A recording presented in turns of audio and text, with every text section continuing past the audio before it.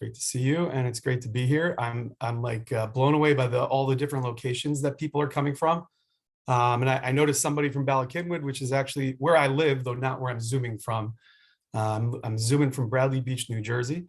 If anybody's familiar, it's a great place. And I see a Havertown, PA. All right, so I feel at home as well. And I'm really excited to share really an idea with you through the text that we're going to look at.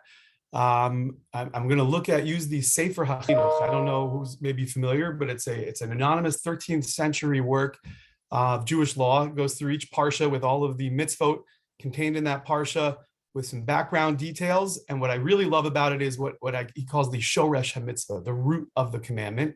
And it's really his philosophical treatise on each individual commandment. But I think it paints a picture of what the point of the whole Torah is. And this message has been a developing passion of mine. So I'm using this to further develop that idea. And I'll jump in with that idea. And then we're going to look at some of the text to hopefully see it fleshed out. And I hope I leave you enlightened as a result of looking at this text in this way. So starting, my idea is that we are living, we received a Torah that is there to program us. I like to start with a notion that our consciousness creates our reality, and that has implications in metaphysics and physics. It's also about our attitude, positive psychology, that your attitude affects the world around you. And I think the Torah is not only aware of this, but it is built on this premise, and it is purposely programming us to be certain types of human beings. And so someday when I write a book, I'm going to flesh it out. And the reason why I think is because we are supposed to be tools to do God's work, if you look at it from a religious perspective, but from a just secular perspective, the ideas, it's just there are good habits that lead to living a better life. I think that we should be constantly focused on. That should be our kavanah, our intention. That should be programming our consciousness, and that the Torah's reality will then be carried out through us when our consciousness is such programmed. So there's so much in this week's Parsha, like it's hard to choose how to approach it. This is like a really rich one. So I'm going to leave like the actual Parsha itself to you guys to learn on your own. And we're going to jump in looking at the Sefer HaChinuch and bouncing around maybe a little bit to some of its different approaches to the different laws in this week's Parsha. I forgot to mention the Parsha. The Parsha this week is Re'eh, and that's in the book of Deuteronomy, Devarim. And so we're going to look at the Sefer HaChinuch on Parshat Re'eh, and I'll put that in the chat. And I can pull it up so we can learn it a bit together. But just to remind everybody, my thesis is that our consciousness creates our reality, and the Torah programs our consciousness through the mitzvot. And as a result, the reality we see as people who are been programmed in that way is hopefully a reality we create of the world. So let's start. Here we go. I'm going to open up my document and then share the screen.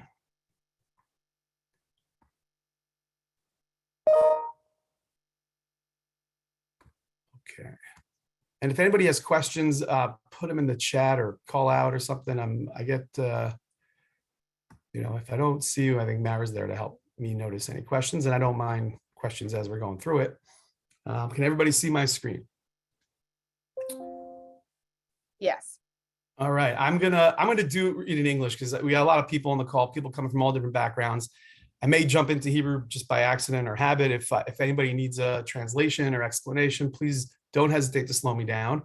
We're going to actually start not in this week's Parsha because I want to set the tone.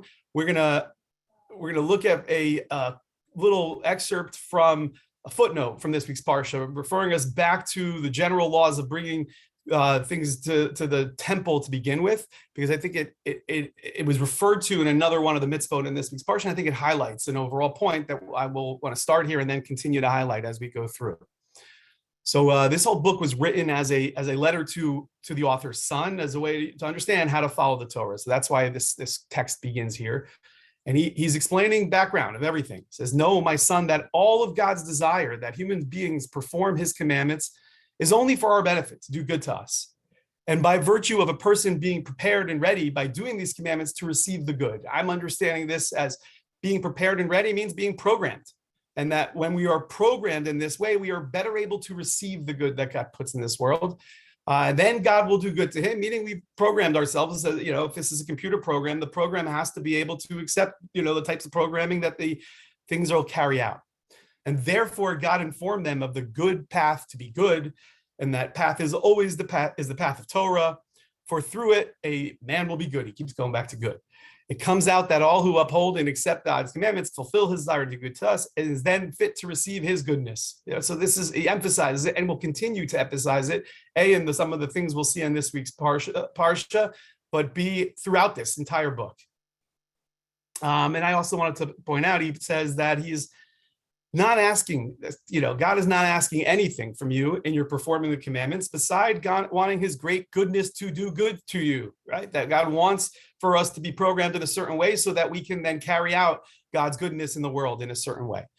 So with that, as an introduction to what I believe is that the Sefer HaChinuch does a good job explaining, but is really the point of the whole Torah. Behind the Torah, behind the literal explanation is a deeper meaning. And that deeper meaning is meant to program us to be a Jew, a certain type of person. And I believe this works whether you take God out of it or not. It's about the habits that inform our subconscious and our conscious mind. It's an overall picture that I call consciousness, and that's sort of our entire being. And if you're familiar with Hebrew, you could see it in the Hebrew if we were looking at it. I look at the shoresh, like from Yodea, dot, as more than just knowledge, which is what it's typically mean, but like a consciousness, the knowledge that comes even from our subconscious that you just know in your bones. And anytime I'm looking at a text and I look at dot that way, I think it opens it up. So it's just a little tool for how I began to see things this way. I don't tend to look at too much of the out there for those that might be interesting for. And so now my goal is to now jump from mitzvah to mitzvah and to show how it fleshes it out in this week's Parsha, because we were limited in time. And if anybody has any favorites you want to jump to, make sure I don't skip. You can put it in the chat or call out. But we'll go in order, until my brain gets distracted and I jump to a different one. But I'll follow on screen with the source sheets. So it starts, the first mitzvah in this week's Parsha is to totally destroy avodah zarah, idol worship, which could be in a class and why do we care so much about idol worship? But I want to start here. Actually, the rest of this source sheet is simply the name of the mitzvah, and it's the section that says the shoresh mitzvah, and then some refer to another place in the Torah where the mitzvah was already enumerated. So where it's relevant, I've taken those footnotes. But here I actually took the first few introductory sentences because I think it helps us understand how he approaches all of the mitzvot of avodah zarah, which will come up later in this week's parsha also. So he says that the mitzvah is a positive mitzvah commandment to destroy all of avodah zarah, idol worship, and anything that's connected to idol worship. And he says, we were commanded to destroy all houses of idolatry, every type of destruction, just get rid of it with breaking, burning, demolition, cutting, whatever is fit for that type of idolatry, meaning that we should do the most destructive and quicken its destruction. And here's where I bolded. And the intent is that we not leave a trace of idolatry. And that trace of idolatry is we'll see with a city entire city has been turned towards idolatry in this parsha, that we have to burn it entirely and not ever rebuild it. But the Torah really hones in on idolatry. And the point that I think we want to make here is that we don't even want to leave a trace of it within ourselves either. And we'll see that in this week's parsha as it relates to somebody who tries to seduce you towards idolatry. You just want to root out any traces in the world or within yourself. And that's part of clearing your consciousness. You even have a subconscious influence of something that is, something evil that is could be, cancerous within you, that even in the subconscious level, and so that's how we start the very first parsha, right? And very first mitzvah, and he says he's very brief about it because some of the things that are most obvious throughout the work of the Sefer HaChinuch, he says he actually doesn't elaborate on it as much, right? He says that the root of this mitzvah is because we have to totally destroy and erase idolatry and every memory of it from the entire world, and it's the physical, retraces in the world, but it's also within us as well.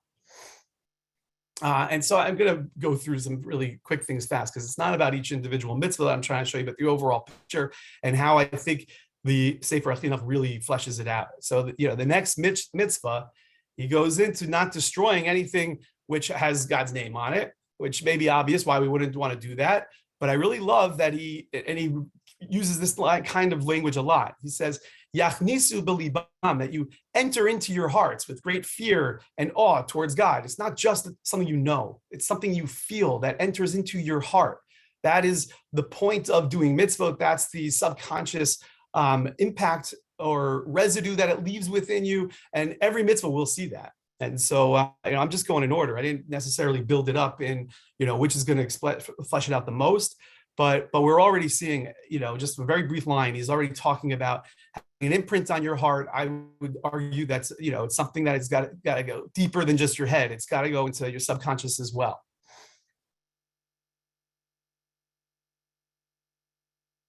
When it's pretty explicit about what the impact is on our consciousness and our habits. The other, I think, is when he explains things about how God works in the world with an understanding towards people, which I think is very important to consciousness and our understanding of the Torah as well. But I'm going to skip those and come back to them if we have time, because I want to make a different point here. And so then we have the mitzvah next in the Parsha is specifically that there should be no sacrifice brought outside of the temple courtyard.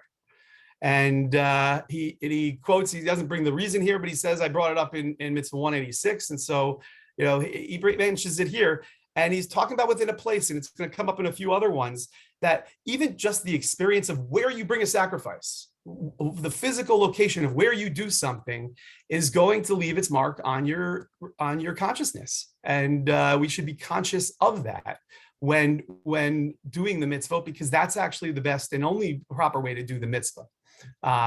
And he's going to explain that in another place as well. So I don't want to go too deep into it, but I want to point out that he even points out here, to prepare our hearts. It's not enough to just do something, but the whole point of the experience at the temple and where you do this sacrifice isn't just because God wants it done that way, but because it leaves a subconscious residue, right? We prepare our hearts towards God in a certain way, is the language that the Chinuch uses. And then jumping down here, this is going to be a refrain we keep going back to today. I'm going to go right above the bolded line and just point out that God, may he be blessed, prevented us from doing the procedures of the sacrifice except in this place, so that the atonement can be complete. There's a kavanah, there's something that is in our consciousness that's necessary by the place in which we are going to do the thing. And the principle of the matter is that all he commanded us is for our good, that there is an overall big picture that is for our good, whether we see it or not. That's an assumption that he keeps going back to throughout the work, throughout the Parsha, everywhere we go. And you can, the source sheets in the chat, you can read through and learn the specifics if you want. I just kind of want to point out that I think this is right there in everything. And so there's a commandment that all the sacrifices have to be brought in the Beit HaMikdash also. It's a double and a negative commandment. And he throws it in there also. The location is so the hearts of the people will be afraid and softened to remember God. It's a subconscious experience beyond just what we know. And every man will then, through that experience, that consciousness, will repent from their evil way, from the violence that's in their palms when he sees it. That's his language. But the idea being that the consciousness is going to affect you. And in this case, even just the physical place of where you do something is going to leave that residue. And that residue has an impact on who you are and what you do. No, again, this was one of the italics ones I'm looking at as something that sort of, it shows us why God did something from the way God understands human nature, which has got a lot for us to learn, but I'm going to skip over it for now. So then the next mitzvah that I'm looking at is to make sure that you only eat the Maaser Sheni, the second tithe, in Jerusalem. Well, the negative is to not eat it outside of Jerusalem. And he's quoting from a different parsha, but from 360, again, that because it's the place, and then right here in the middle of the place where you eat it is he gave them a place wherein everyone will know the words of his Torah regardless. That there's no doubt every man will be drawn to establish his residence, the place, his money is there, that subconsciously when you take your money to Jerusalem as part of the workflow of everything that you do. You know that your money is not only yours, it has to be dedicated to God, to the priests, to the Levites, to the poor people, and brought to Jerusalem. That leaves a subconscious residue on a person that they are going to experience Torah. When they go to Jerusalem, they're going to see the Sanhedrin, the great rabbis, they're going to see the priests. There's going to be a lingering message that just that experience of being present will have on their souls and will inspire people. And that's part and parcel of the way in which the commandments were designed, according to Sefer HaChinuch. And he says there, it's the same for everything, that, the second tithe of wine, which is one of the commandments, and the oil, not eating the unblemished firstborn outside of Jerusalem, and not eat higher level, the kochei kochim outside of temple yards, certain types of sacrifices. And here he goes into a little detail. I'll read this whole one. He says it's from the roots of the commandment to eat every sacrifice in its place. Like I said, that the place is going to have an impact on your consciousness, so that its eaters will focus their heart on the atonement for which they are eating. And he goes into detail in another place that each location for each type of thing has its own messages. And if you're eating with one person, keep going. Sorry, it's going to say right here. And it's like the matter that they made their memory be blessed said, our rabbi said in Masechet Pesachim, the tractate of Pesachim, that the priests eat and the owners are atoned. And if they ate them in their other places, meaning the priests eat in their place and the owners eat in their place, and the Gemara goes on, if they eat them in other places, meaning not the right places, their focus would be dissipated from the matter. Their minds are not focused in 100% the way it's supposed to be. Even if they have the intellectual perspective, that subconscious residue that's left by the place around you, right? Everything is a factor in what's going to impress upon your consciousness. Then they wouldn't be 100% focused on where their mind should be in order for the atonement of the sacrifice to work. And so I think that's pretty explicit. Any questions? I'm running through this stuff. I get excited by it, but I'm wondering if anybody has any questions. We love big questions in the chat. So Betsy was asking, when you were talking about Avodah Zarah, like how do we define idolatry? That's so I introduced there when I mentioned it. I'm just going to do this, as we say, al regel achat, or at least my definition. I said that it could be a whole class, but I look at Avodah Zarah. The Torah is very specific about rooting out physical forms of worship. Things that people place their belief in it as a god, as an entity with power, and trying to serve that entity in some way. And I view that as I think our sages view that as an affront to the nature of the world. It's wrong. God, there's only one unified force in this world that has power over everything. Nothing can exist outside of that force. And to believe that something has power that can undermine that is part of a belief in Avodah Zarah. But I think we could also understand Avodah Zarah as foreign worship, meaning something that's just wrong, that we think is an objective truth that isn't, and that will steer us in a wrong direction, specifically in the matters of morality, which is why I think the Torah is so concerned with it. And I'll leave the details for some other time. I have a raised hand. Stuart Starr. Yes, Stuart asked a question in the chat, and I would love for you to ask it in your own voice. You should be able to unmute, Stuart. Okay, unmute. Perhaps you can hear me now. The question is, how does this all relate to the Avodah service during Yom Kippur? It seems like it's an attempt to recall or reconstruct the temple service outside of the temple. So is there any problem with that? I don't think so. And I guess it's my challenge. It's one of the reasons why I have a passion for teaching the Torah this way, is because I truly, I'm looking at specifically, I didn't, curate the perspective from the entire Torah of the Sefer HaChinuch, and I don't think it's necessary.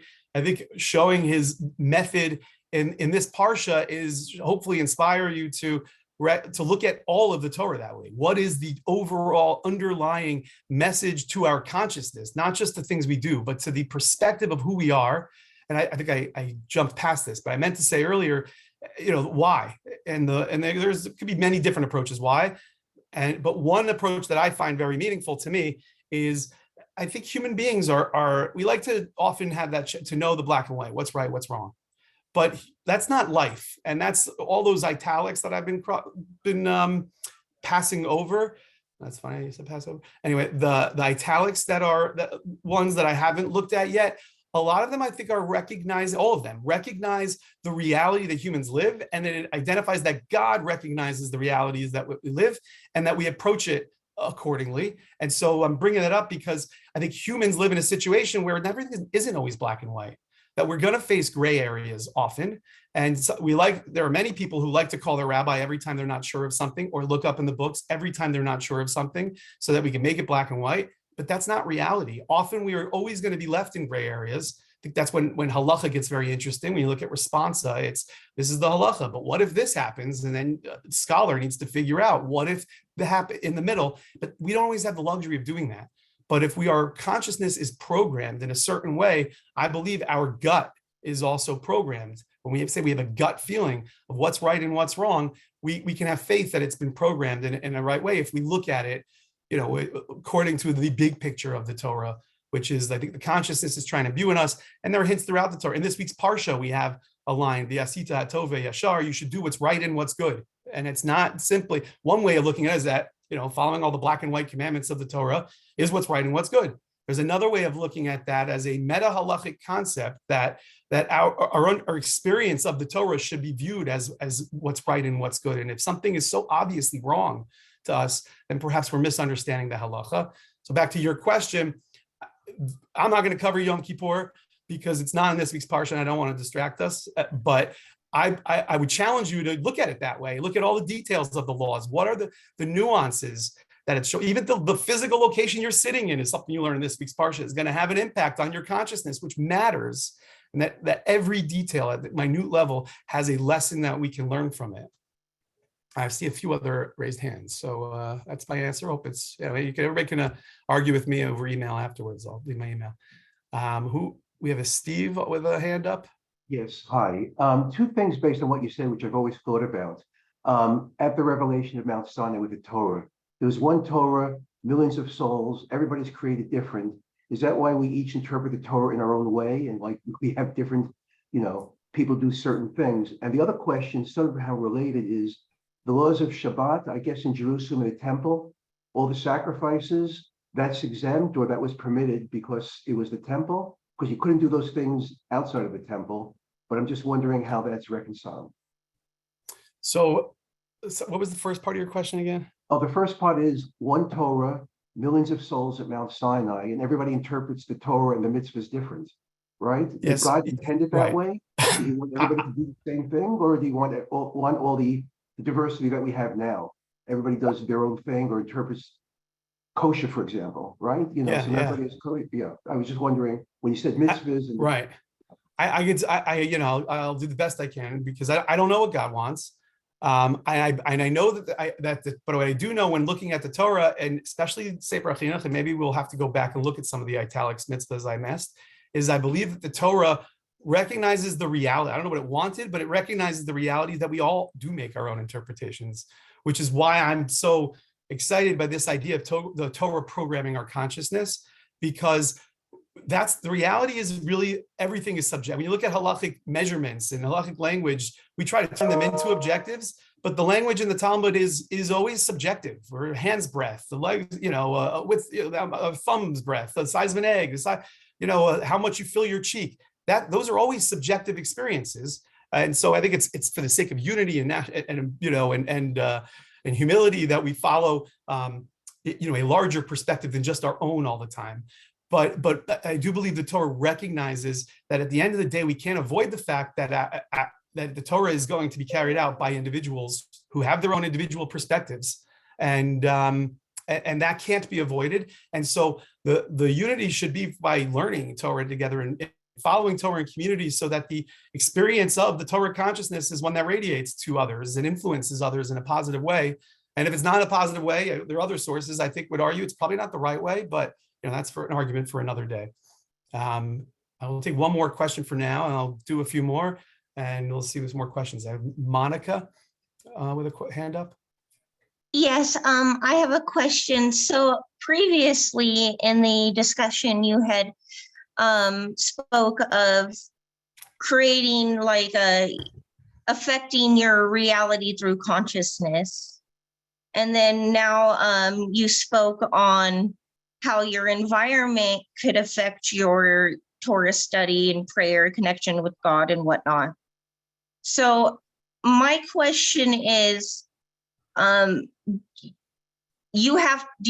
one have to create a proper environment via like consciously through changing their thought process, like sort of like a spiritual alchemy type of Yeah, I thing? hear you saying.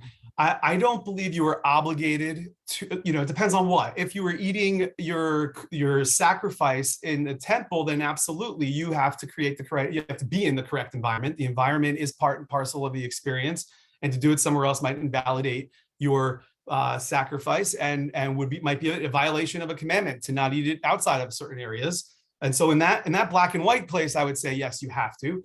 In other places, the Torah has not commanded such a thing. And so you're not obligated to. But what I think the ultimate point of what I'm trying to teach for all of this is the lessons can be applied. And so one shouldn't look at it as an obligation, the same as eating the sacrifice in a certain area or not eating it outside of a certain area would be.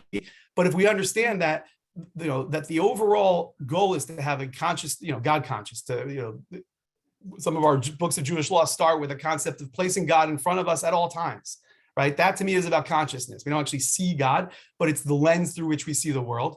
And knowing that our Jewish religion has tools and being conscious, being mindful of what the environment around you is for what the goal of whatever your spiritual goal is in the moment is good advice.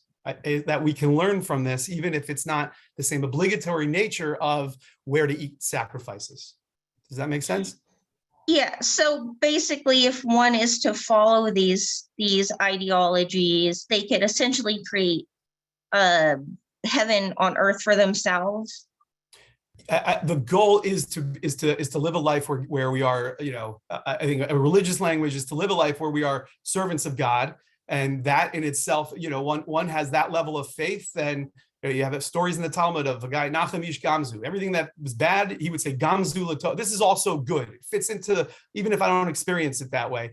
And that's a spiritually heroic attitude that Judaism tends to elevate, to understand that everything that happens to us, is for the good. And that can be very challenging, and there are historical examples, and there are personal examples of that being a challenge to live life with that belief and that approach all the time. But I think that's the goal, is to develop a consciousness where we see that, where things what one might view as bad, somebody else can find the silver lining in that. I think that is one of the outcomes and effects of this type of spiritual approach. So I just have one more thing to add to that. I'm sorry, I'm new to this. So in Tanya, when it speaks about, excuse me, my Alexa. So in Tanya, when it speaks about like Israel, like Zion, it could Israel, like Zion, for an example, what have you? Could it be that it's not a physical place, but a metaphysical place that one manifests by living a certain life, or is it both? Like kind of as above, so below, mirrored type deal. I think I'm going to answer this in a way that is not satisfying, but I'm going to open up. It is definitely, physical. There is a place. There is that idea. I do, and I think it is. There is the possibility of reading that there is a personal application to that. If you look at it from a lens of consciousness, that could be helpful and useful. And, I don't want to say more than that in that regard, but I would just say maybe, as to summarize my response to your question. If it works, great. If it works in a way that doesn't undermine the Torah, then for sure that's valid. And so I think it's up for every individual to decide for themselves how they want to interpret those texts when looking at it.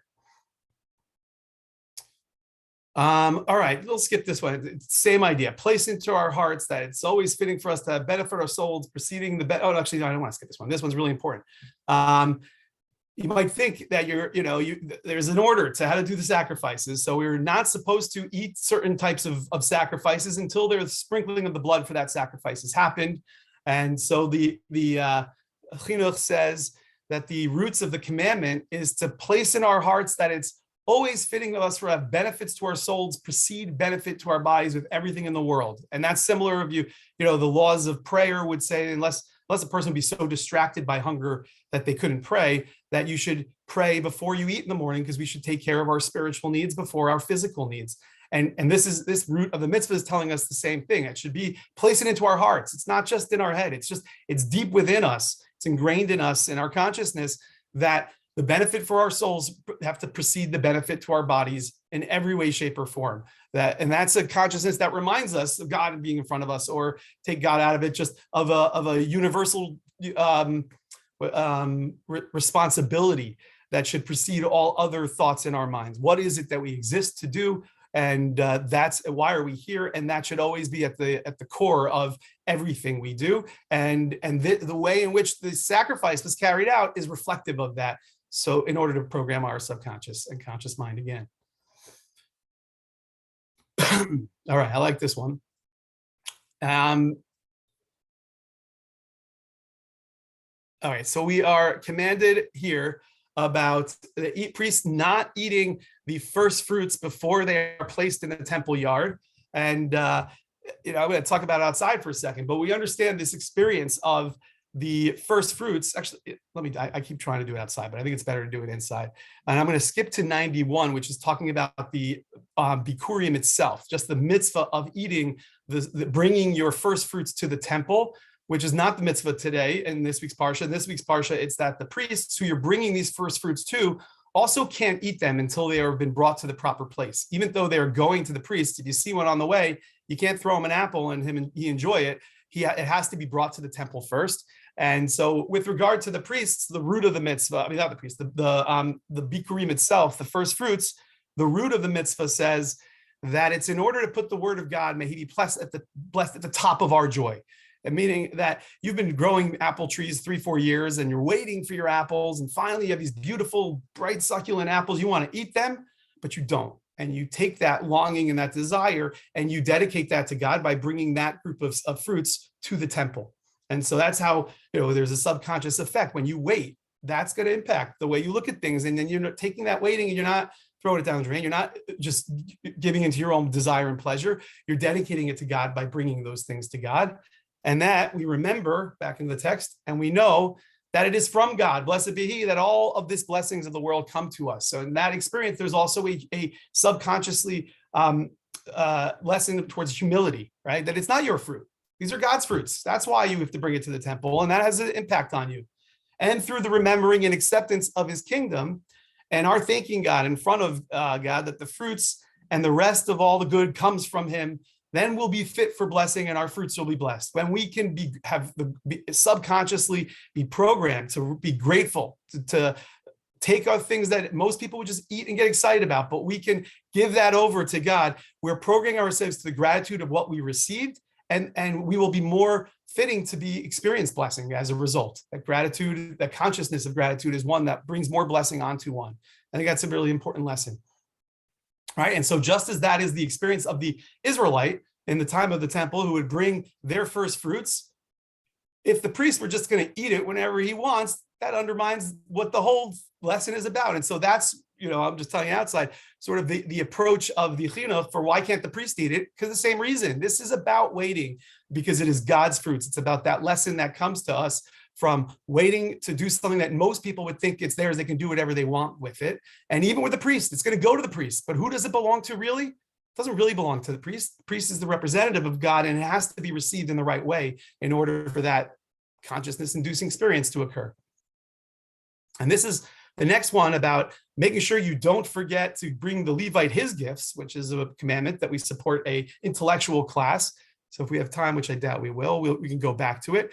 But it's talking about creating a society that is a model society for others, and it needs an intellectual class in order to ingrain in people the proper ideas. I'm telling you outside. And so even in this one, which is how God understands society and adapts society to what human nature is, But the whole point of it, and I bolded it here, is in order that they learn, and this is the Hebrew word ladat, to know God, that there's something, the whole point of everything is that people have this deeper understanding, which I believe, I'm going to just throw it out there quickly, but it's a whole class unto itself, so that we have humility. And because humility leads to gratitude, and these are the best consciousnesses to have for meaningful life.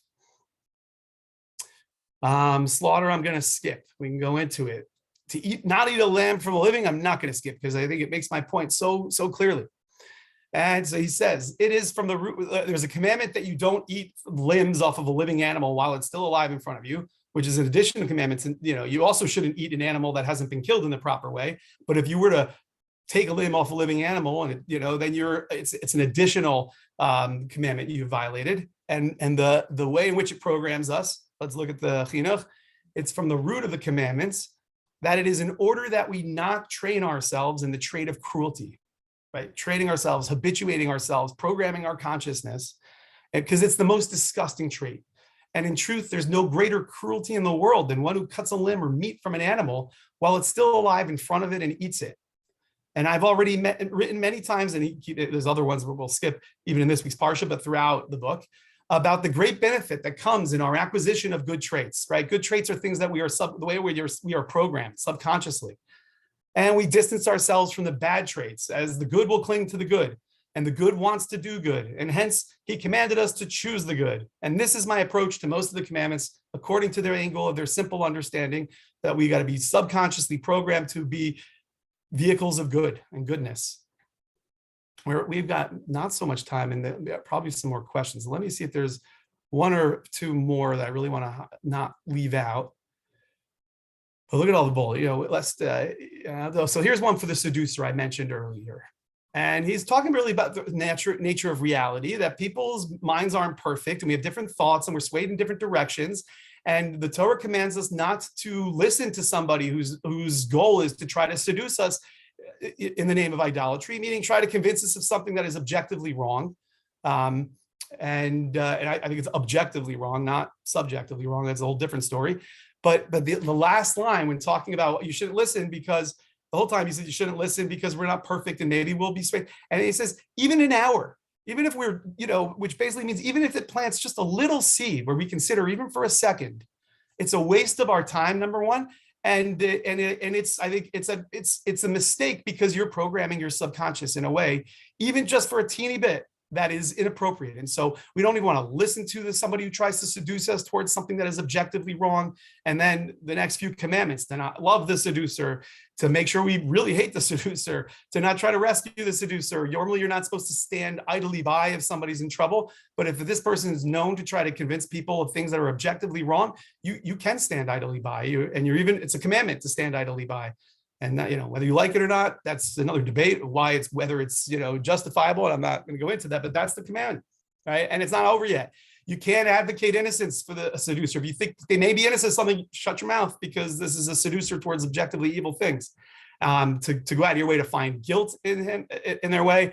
And then there's an extra command, by the way, and don't be a seducer, right? And this leads to the whole idea in the beginning of not leaving even a trace of idol worship. And this is just in our brains. We don't even want to listen to somebody, and then it's going to keep going to burning an entire city, because we don't want to leave a physical trace of it alive. We can't even rebuild it.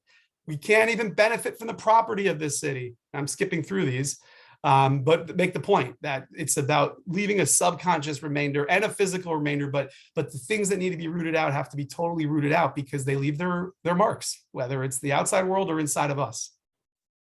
And similarly with, these are all related to idolatry. Let me see if, are there other questions in the last 5 minutes? I think you get the point. And then if I need to throw to any of these other sources that we haven't gotten to, I'll throw them in at the end. But Mara, are there questions I haven't seen? Yes, I'm trying to see if there are questions that tie to what you're speaking about. And there's a ton of large questions that I don't think we're going to have time for in the last 4 minutes. So I would ask you, we talked a lot about intentions today. Can you sort of leave us with like what you're hoping we sort of go into Shabbat with? How can we program ourselves? It's one of the reasons I think that the Torah has an overarching commandment of learning Torah.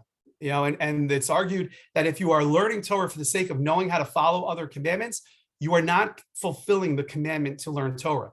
That the commandment to learn Torah is about understanding the Torah for its own sake, to really see the deeper understanding, for a love of following those commandments. But I think ultimately for programming ourselves to see the Torah as not just a list, not just a book, but Torah is from the word lahorat, is as a way of guidance, of teaching, and that it's bigger than just black and white things. Right? The Torah in this week's Parsha says you should do what's right and what's good. And I think that what's right and what's good really falls into the understanding the reasons behind the Torah, understanding the consciousness the Torah wants us to see. What happens if we have what I call a God consciousness in the world, if that's the way we look at the world and carry ourselves through the world. And you see from this week's Parsha, it programs us to certain attitudes and a carefulness and mindfulness of the way we do things, even the place in which we do things, if that's relevant to the issue. And it also, and it programs us to be not cruel, right? And that carries out in other ways of Jewish law. I remember I was teaching an intro to Jewish class once, an intro to Judaism class, and I had a student who missed the point, unfortunately, but who promised he was never ever going to cover his challah at the Shabbos table ever again, because the laws of the table are challah and making kiddush, blessing on the wine and the bread, are both very important. And it's an embarrassment to one to choose one over the other. And so you cover the challah, so as not to embarrass the challah when saying kiddush. And does the challah care? So this student was like, I'm never going to do it because challah doesn't care. But the point is, if you're subconsciously programmed to think about whether the challah cares, then how much more so you're going to think about whether what your actions do are going to hurt people, right? And ultimately, that's the goal, is to be this. And I'll end with this, the one that I have on screen. Which mitzvah was this? It is to not eat the meat of an animal that's died by itself. You wouldn't think there's great spiritual truth in this, right? But if it hasn't been killed in a proper way, there's an extra commandment. There's a commandment to kill animals you want to eat in the proper way, and then an extra one to not eat something that died on its own accord. So he says it's from the roots of this commandment, that is because the body is an instrument of the soul, right? Your body is just part of your soul, and your soul is who you really are. With it, it carries out its activity. Without it, it can never complete its work. And hence it's in its shadow truly for its good and not for its bad, as God doesn't do bad, but does good. And we find the body at its commands like a pair of tongs in the hand of a blacksmith, right? That we are a tool. And that's what this is trying to teach us. And that the tool has to be an ideal fit for its purpose. And so he's going to go on here and in other places in the Parsha also, when it talks about not eating insects and certain birds, that everything that goes into our body has a residue in our body. And our body should be the ideal state of carrying out our work.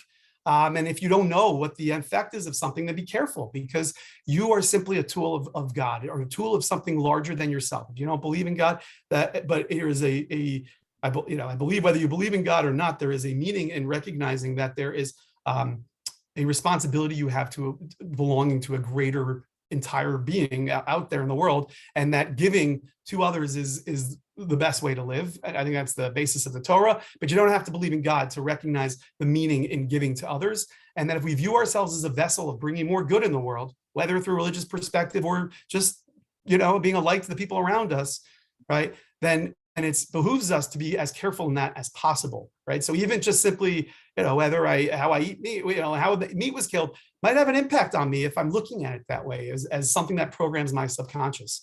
And so going into Shabbat, this Parsha and every Parsha that follows, look, what is the Torah trying to really teach me at my core? Much more than just what are the laws. The laws are important, but the laws are also, the lessons of the laws are teaching an even deeper lesson of how to be in the world.